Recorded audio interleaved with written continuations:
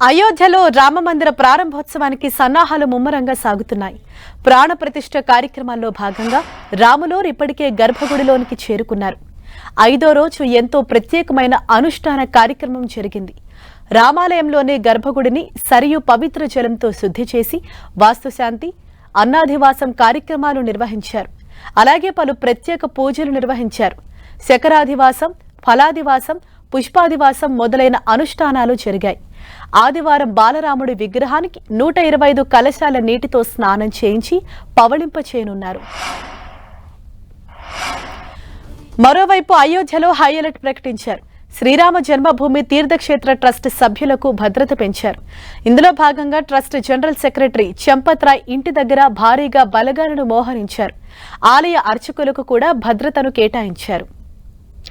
అయోధ్యలో ప్రత్యేక డ్రోన్లను వినియోగిస్తున్నారు. గరుత్మంతుడిని తలపించేలా గరుడ డ్రోన్లతో నిఘా పెట్టారు. ఇప్పటికే ఈ డ్రోన్లన్నింటినీ అయోధ్యకు చేర్చారు. ఆదివారం నుంచి వీటితో అయోధ్య నలుమూలలను పరిశీలించనున్నారు.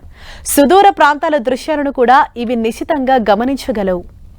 అయోధ్య రాముడి కోసం వివిధ దేశాలు, రాష్ట్రాల నుంచి కానుకలు అందుతున్నాయి. కశ్మీర్, తమిళనాడు, ఆఫ్ఘనిస్తాన్ నుంచి అయోధ్యకు కానుకలు వచ్చాయి. స్వచ్ఛమైన కుంకుమ పువ్వును కశ్మీర్ యువతులు, రామాలయం బొమ్మను వేసిన పట్టు బెడ్షీట్ను తమిళనాడు భక్తులు అందజేశారు.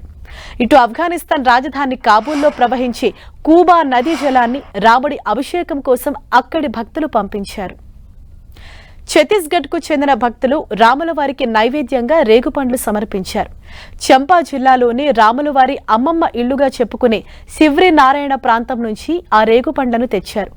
వనవాసంలో రాముడు ఆ ప్రాంతానికి వెళ్లిన సమయంలో శబరి సగం తిన్న రేగిపండ్లను స్వామివారికిచ్చినట్లు నమ్ముతారు.